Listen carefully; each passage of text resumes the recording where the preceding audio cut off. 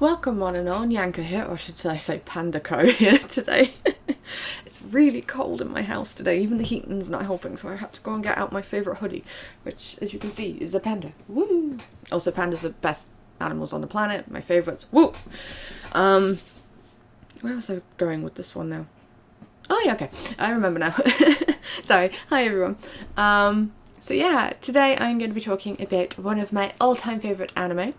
I mean, I have a lot of them, but no, this one has a special place in my heart, and it's called Kenichi, History's Mightiest Disciple. Yeah, so originally when I watched this, I didn't actually like it, and I put it off, and I was like, nah, I don't like it, and then I was chatting with a group of friends, and they were like, give us anime recommendations, and I was like, here's my anime recommendations, and I was like, you guys give me yours, and then they were like, History's Strongest Disciple, and I was like, I kind of watched it and I didn't like it, and they were like, just go back and watch it. Now, to be fair, I had watched it in Japanese first, and I don't know, I found Kenichi really, really whiny, and then I got told that it was actually in English, and I went and watched the English dub for it, and I fell in love, so... yeah, the rest is history. I absolutely adore Kenichi. That's the end of the video by now. No. So, if you don't know what Kenichi is, now it is a few years old now. It's a manga about a boy called Kenichi, obviously, also known as Weak-kneed Kenichi, who is constantly bullied and wants to get stronger. So on his first day of high school for Americans. So yeah, high school, because he's like 15. He meets this girl called Miyu. Miyu here, she's cute. Who he kind of throws him, and he's like, ah, and she's like, you were sneaking up on me. He's like, I was walking behind you. And yeah, so meets her, doesn't realise she's a transfer student, realises he's going to be late for school, runs off, and he thinks that's that. Has his books on like martial arts and how to survive and stuff, and he's a little geeky, weedy cutie pie.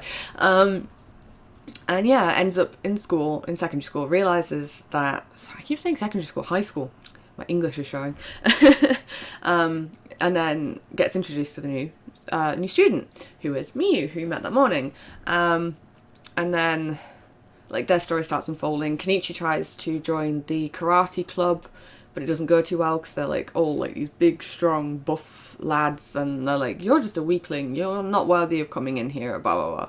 And then Miyu kind of joins the gymnastics club because she's very athletic, and he ends up going to her family dojo, Ryozenpaku, and ends up training there because he wants to get stronger.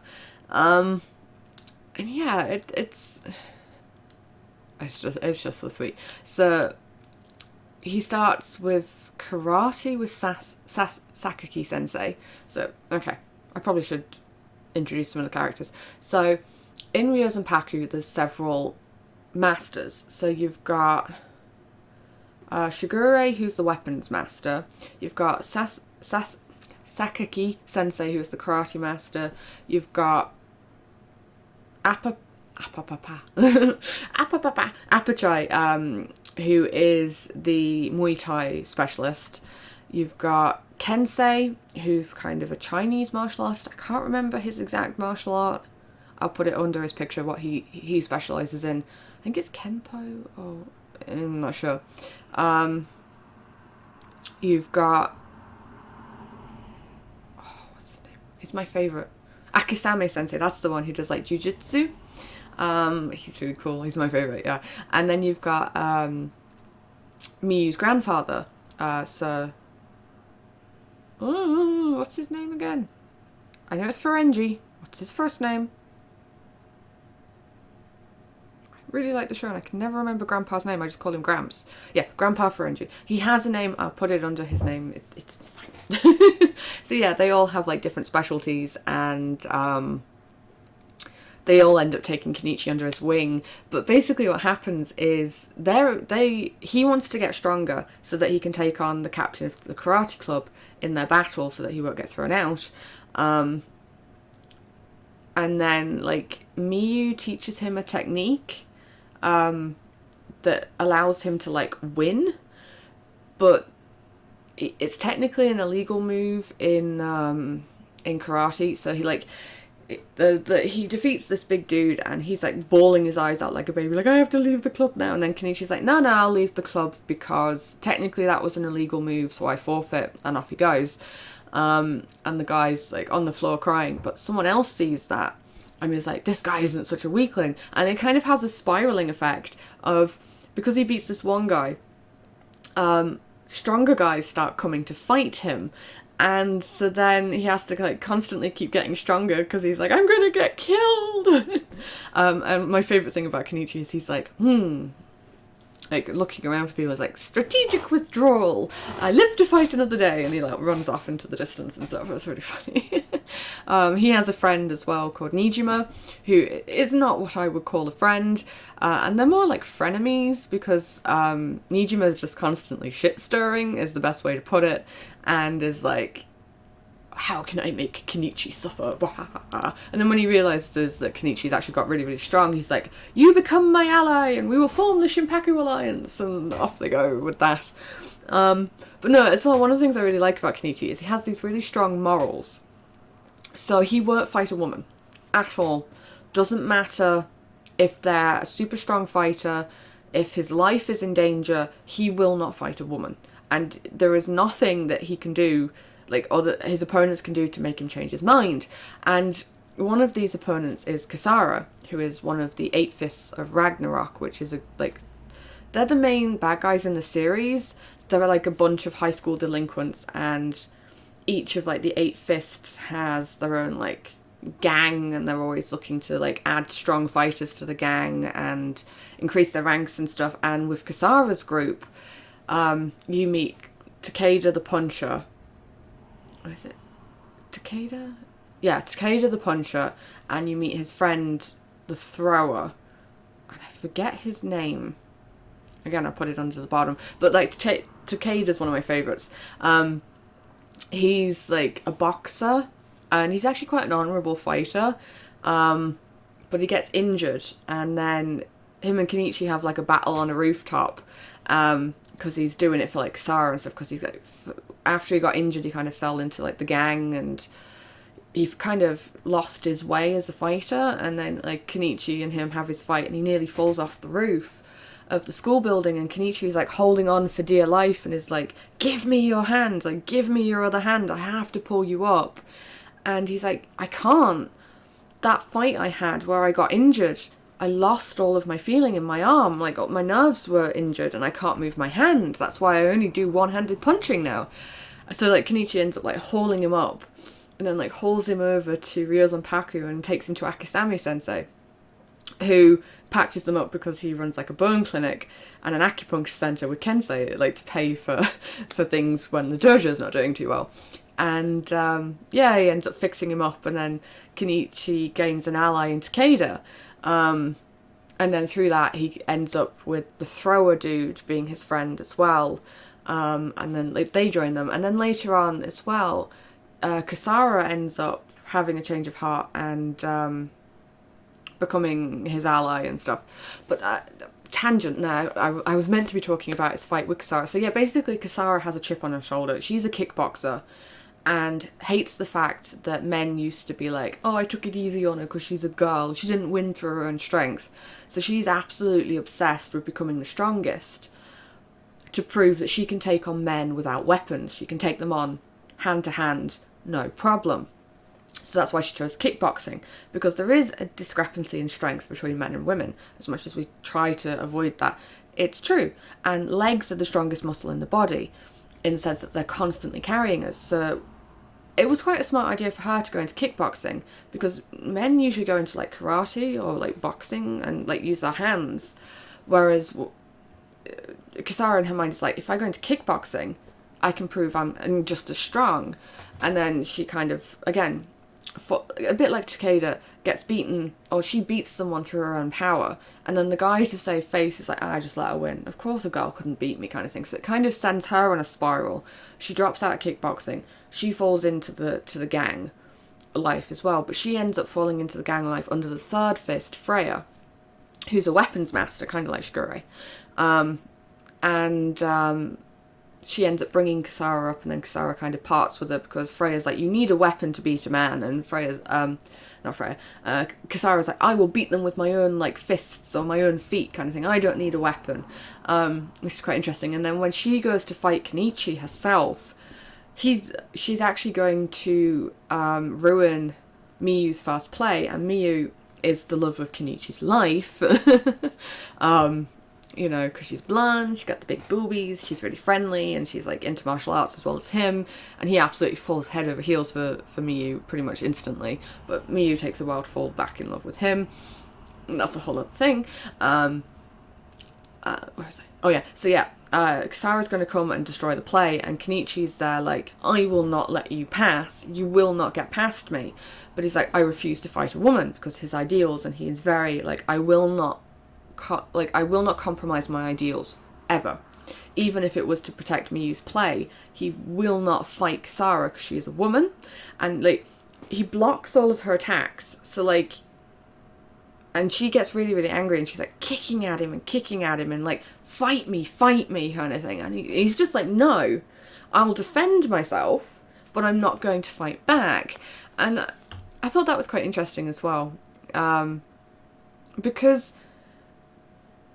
boys are taught from a young age not to hit women, you know, because of the whole domestic abuse thing, and like, a good man will not hit a woman, you know.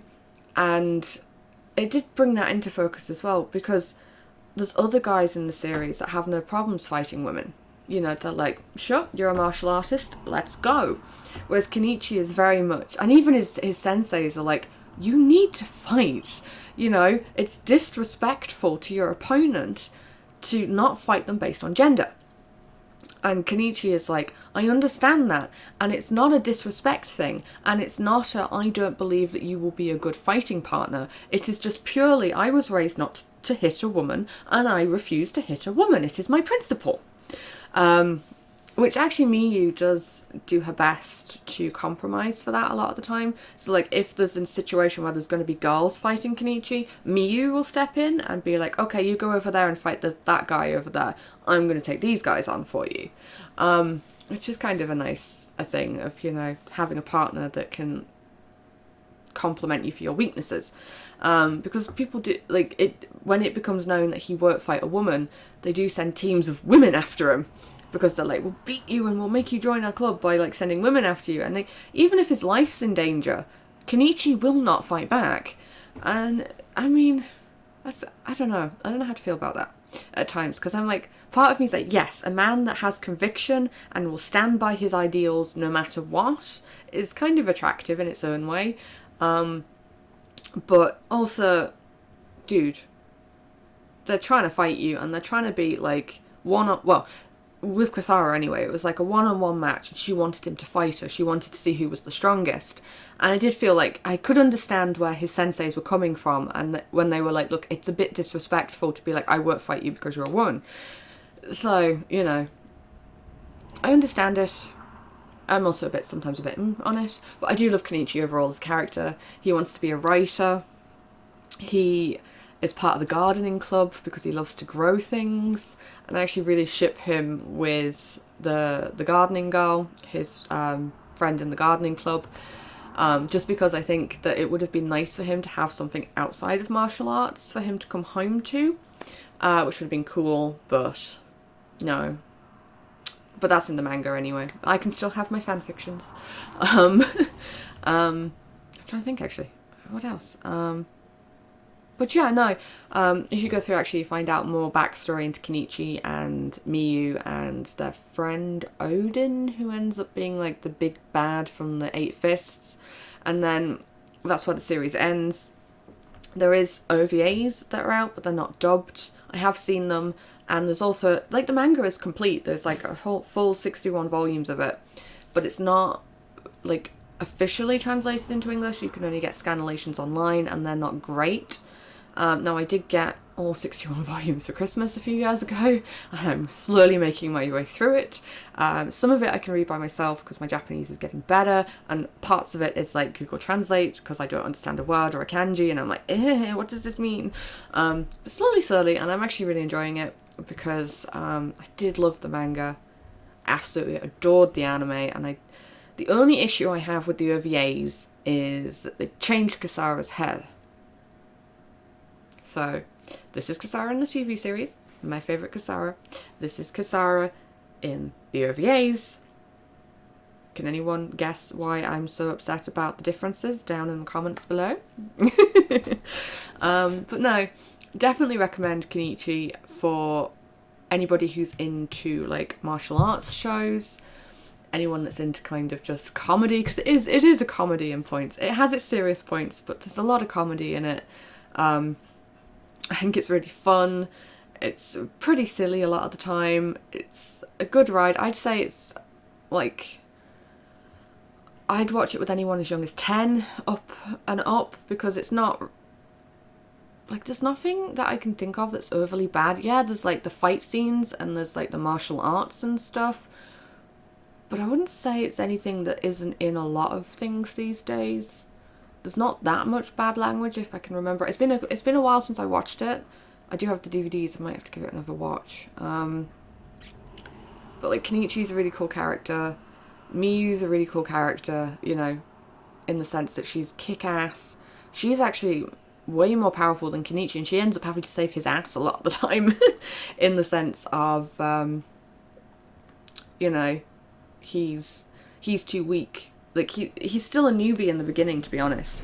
And then, like, Miyu is the one constantly saving him. So it's like, you know, the different dynamic of, you know, the knight saving the princess. Whereas instead it's like the princess saving the knight, you know, the weak prince kind of thing. It's really cool. So that premise was quite fun. There's, like, a bunch of diverse characters. And, like, it's not like Naruto or something like that, where, like, Talk no Jutsu saves the day and makes all of his enemies his friends. So like, Kenichi will fight and he'll go through these battles, and some of his enemies will become his friends, other enemies will just stay his enemies, and then they run on, especially in the manga, they run on to join the bigger, badder groups later on. But yeah, the TV series is great. There's 2 seasons of it, so there's about 50 episodes in total, 51 episodes. It's all dubbed and it's all subbed, so if you prefer the sub, go watch the sub. I highly recommend the dub. It's one of my favourite dubs. Josh Greeley it was actually his first role as well. His first lead role was Kenichi, and he is amazing. And if you don't know who he is, other dub shows he's in is Devil is a Part-Timer. He's in My Hero Academia, it's Tokoyami. He's Armin in Attack on Titan. His list is just endless. Like, go look him up. There's something that you'll have watched him in that you'll have liked. But yeah, dub is fantastic. I absolutely adore it. Highly recommend watching the dub. I have seen the subbed OVA episodes just because they're not dubbed yet, and I'm really hoping that they finish the series in OVAs. I have to go and see. I haven't seen them all yet. Last time I watched the OVAs, I think they were... I think it was Shigure's backstory when I last watched the OVAs. Can't fully remember. As in, like, it was Shigure's fight with Kenichi. Because, yeah, the OVAs basically, after the series and Kenichi kind of beats the first fist of Ragnarok, it then ends up being the bigger, badder Yami organization, who Kenichi ends up going along with each of his masters, and each of his masters goes against like top tier Yami like subordinates, and then Kenichi ends up fighting against like one of their underlings, and you know, each fight is like a higher level, and it's like there's more on the line kind of thing as you go through. But no, the OVAs were good. Like I said, the only issue was that they changed some of the colour styles, and they did the artwork a lot more like the manga, so it's a little bit more pervy. But I mean, Kenichi's already pervy because he's a teenage boy, and you can tell the artist has a thing for big boobs, just because 90% of the characters are buxom women. Not that I'm complaining, they were very, very... For me, it gave me a plethora of cosplay characters. So I was very, very happy. And yes, the one character so far that I have cosplayed is Kasara, who is the flattest of them all. The irony. But yeah, anyway, highly recommend Kenichi. Go give it a go. If it's not for you, let me know. If you go and watch it and you do enjoy it because you've seen it again, tell me about it. If you've already seen it and this is just you watching someone go, oh my god, another Kenichi fan, woo! Tell me who your favourite character is. I love to like discuss my favourite shows. So yeah, other than that, my kittens, not really much more to say. I hope you have a wonderful day. Take all of my love. Don't forget to eat something, drink something, and don't forget any medications if you're on it. Love you all, my dears. See you next time. Auf Wiedersehen.